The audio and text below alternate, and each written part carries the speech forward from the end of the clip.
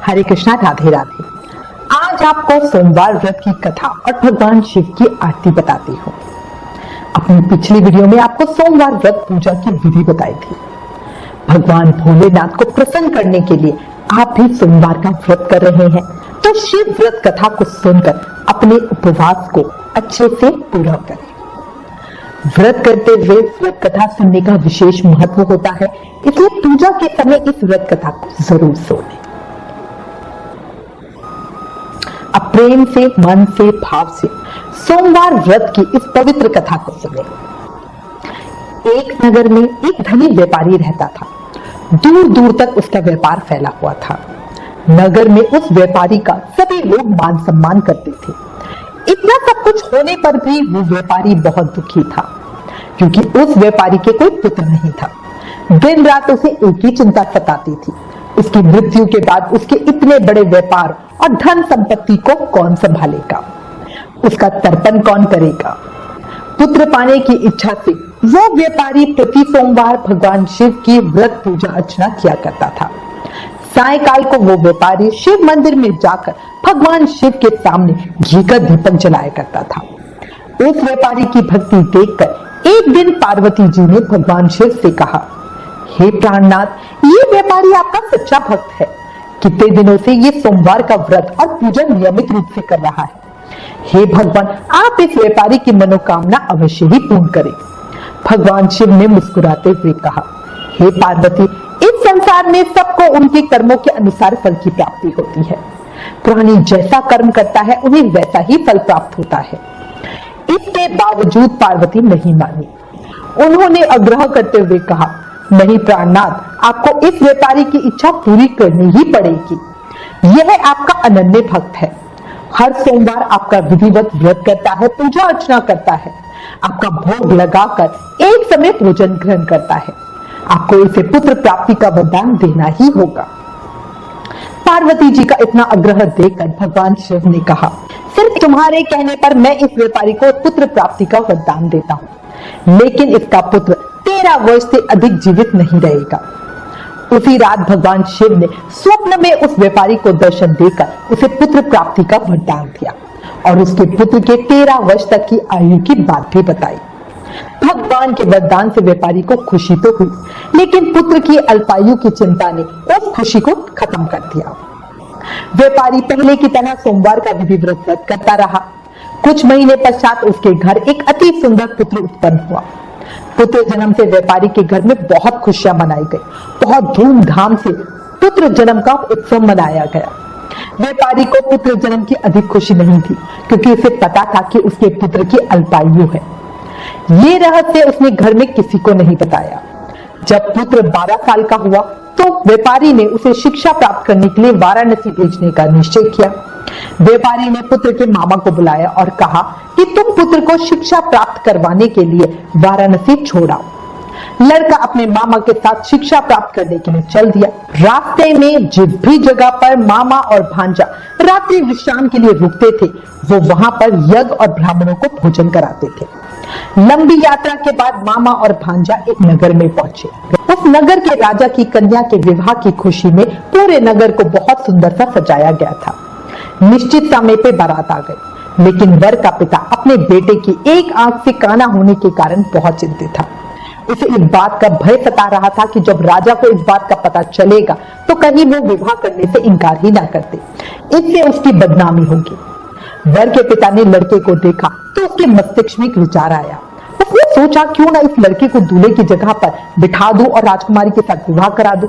विवाह के बाद इसको धन देके विदा कर दूंगा और राजकुमारी को अपने नगर में ले जाऊंगा। वर के पिता ने इसी संबंध में लड़के के मामा से बात की। मामा ने धन मिलने के लालच में वर के पिता की बात स्वीकार कर ली। लड़के को दूल्हे के वस्त्र पहनाकर दूल्हे की जगह पे बिठा दिया और राजकुमारी के साथ उसका विवाह करवा दिया। राजा ने बहुत सा धन देकर राजकुमारी को विदा किया। लड़का जब वापस लौट रहा था तो उससे सच नहीं छिप सका। उसने राजकुमारी की ओढ़नी पे लिख दिया, राजकुमारी, तुम्हारा विवाह तो मेरे साथ हुआ है। मैं तो वाराणसी में शिक्षा प्राप्त करने के लिए जा रहा हूँ। अब तुम्हें जिस नवयुवक की पत्नी बनना पड़ेगा वो काना है। जब राजकुमारी ने अपनी ओढ़नी पर ऐसा लिखा हुआ पाया तो उसने काने लड़के के साथ जाने से इनकार कर दिया। राजा ने सब बातें जानकर राजकुमारी को महल में रख लिया। उधर लड़का अपना मामा के साथ वाराणसी पहुंच गया, गुरुकुल में पढ़ना शुरू कर दिया। जब उसकी आयु 13 वर्ष पूरी होने लगी तो उसने यज्ञ किया। यज्ञ की समाप्ति पे ब्राह्मणों को भोजन कराया और खूब अन्न वस्त्र दान दिया। रात को अपने शयन कक्ष में सो गया। शिव के वरदान के अनुसार शयन अवस्था में ही उसके प्राण पखेरु उड़ गए। सूर्योदय होने पर मामा भांजे को मृत देखकर रोने पीटने लगा। आसपास के लोग भी एकत्र होकर दुख प्रकट करने लगे। मामा के रोने विलाप करने के स्वर समीप से गुजरते हुए भगवान शिव और माता पार्वती ने भी सुने। पार्वती जी ने भगवान से कहा, हे प्राणनाथ, मुझसे इसके रोने के स्वर सहन नहीं हो रहे, आप इस व्यक्ति के कष्ट अवश्य दूर करें। भगवान शिव ने पार्वती जी के साथ अदृश्य रूप में समीप जाकर देखा तो पार्वती जी से बोली, पार्वती, ये उसी व्यापारी का पुत्र है, मैंने इसे 13 वर्ष की आयु का वरदान दिया था, अब इसकी आयु तो पूरी हो गई है। पार्वती जी ने फिर भगवान शिव से निवेदन किया, हे प्राणनाथ, आप इस लड़के को जीवित करें, नहीं तो इसके माता पिता पुत्र की मृत्यु के कारण रो रो कर अपने प्राणों का त्याग कर देंगे। इस लड़की का पिता तो आपका परम भक्त है, वर्षों से सोमवार का व्रत करते हुए आपको भोग लगा रहा है। पार्वती जी के इस प्रकार आग्रह करने पर भगवान शिव ने उस लड़के को जीवित होने का वरदान दे दिया और कुछ ही पलों में वो लड़का जीवित होकर उठकर बैठ गया। शिक्षा समाप्त करके लड़का मामा के साथ अपने नगर की ओर चल दिया। दोनों चलते चलते वापस उसी नगर में पहुंचे जहां उसका विवाह हुआ था। उस नगर में भी यज्ञ का आयोजन किया। यज्ञशाला के पास से गुजरते हुए नगर के राजा ने यज्ञ का आयोजन देखा। राजा ने उस लड़के को तुरंत ही पहचान लिया। यज्ञ समाप्त हो जाने पर राजा मामा भांजे को महल में ले गए और कुछ दिन उन्हें महल में रखकर बहुत सा धन, वस्त्र, भूषण आदि देकर राजकुमारी के साथ विदा किया। रास्ते में सुरक्षा के लिए राजा ने बहुत से सैनिकों को भी साथ भेजा। नगर में पहुंचते ही एक दूत को घर भेजकर अपने आगमन की सूचना भेजी। अपने बेटे के जीवित वापस लौटने की सूचना से व्यापारी बहुत प्रसन्न हुआ। भूखे प्यासे रहकर व्यापारी और उसकी पत्नी बेटे की प्रतीक्षा कर रहे थे। व्यापारी और उसकी पत्नी ने ये प्रतिज्ञा कर रखी थी कि यदि उन्हें अपने बेटे की मृत्यु का समाचार मिला तो वो दोनों भी अपने प्राण त्याग देंगे। व्यापारी अपनी पत्नी और मित्र के साथ नगर के द्वार पर पहुंचा। अपने बेटे के विवाह का समाचार सुनकर पुत्र वधू राजकुमारी को देखकर उनकी खुशी का ठिकाना ना रहा। उसी रात भगवान शिव ने व्यापारी के स्वप्न में आकर कहा, हे मानव श्रेष्ठ, मैंने तेरे सोमवार के व्रत करने और व्रत कथा सुनने से प्रसन्न होकर तेरे पुत्र को लंबी आयु प्रदान की। व्यापारी बहुत प्रसन्न हुआ। सोमवार का व्रत करने से व्यापारी के घर में खुशियां लौट आई। शास्त्रों में लिखा है कि जो स्त्री पुरुष सोमवार का विधिवत व्रत करते हैं और व्रत कथा सुनते हैं, उनकी सभी इच्छाएं पूरी हो जाती है। इसलिए सभी को प्रेम से, मन से, भाव के सोमवार का व्रत करना ही चाहिए। अगर सभी सोमवार के व्रत नहीं कर सकते तो सावन के सोमवार का व्रत तो जरूर ही करें। इसी के साथ एक जयकारा लगाएंगे, बोलो गौरी शंकर भगवान की जय। हर हर महादेव। अब भगवान शिव की आरती करेंगे।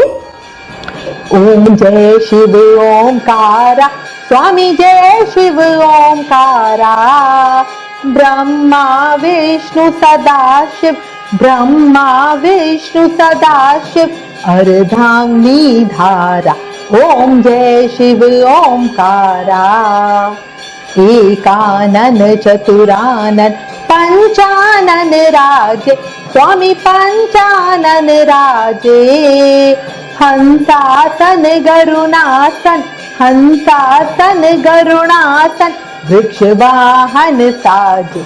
ओम जय शिव ओंकारा, दो भुज चार चतुर्भुज, 10 भुज अति सोहे, स्वामी 10 भुज अति सोहे, त्रिगुण रूप निरखते, त्रिभुवन जन मोहे। ओम जय शिव ओंकारा, अक्षमाला वनमाला, मुंडमाला धारी, स्वामी मुंडमाला धारी, त्रिपुरारी कंसारी, करमाला धारी। ओम जय शिव ओंकारा, श्वेतांबर पीतांबर, बागांबर अंगे, स्वामी बागांबर अंगे, सनकादिक गरुणादिक भूतादिक संगे। ओम जय शिव ओंकारा, करके मदिक मुंडल चक्र त्रिशूल धारी, स्वामी चक्र त्रिशूल धारी, सुखकारी दुखहारी जग पालनकारी। ओम जय शिव ओंकारा। ब्रह्मा विष्णु सदाशिव जानत अविवेका, स्वामी जानत अविवेका। मधु के तब दऊ मारे, मधु के तब दऊ मारे, सुर भयहीन करे। ओम जय शिव ओंकारा। लक्ष्मी सावित्री पार्वती संगा, पार्वती अर्धांगी, शिव लहरी गंगा। ओम जय शिव ओंकारा। पर्वत सोहे पार्वती, शंकर कैलाशा, स्वामी शंकर कैलाशा। भांग धतूर का भोजन, भांग धतूर का भोजन, भस्मी में वासा।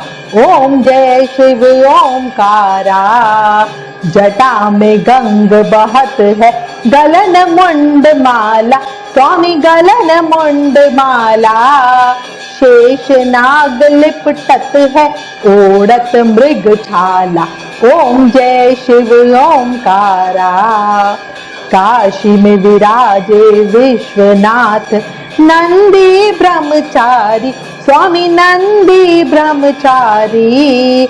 नित्य उठ दर्शन पावत, नित्य उठ दर्शन पावत, महिमा अति भारी। ओम जय शिव ओंकारा। त्रिगुण स्वामी जी की आरती, जो कोई जन गाता, स्वामी प्रेम सहित गाता। कहत शिवानंद स्वामी, रटत हरि हर स्वामी, मन वांछित फल पाता। ओम जय शिव ओंकारा। स्वामी जय शिव ओंकारा। बोलो हर हर महादेव। जय शिव शंभू, जय शिव शंभू।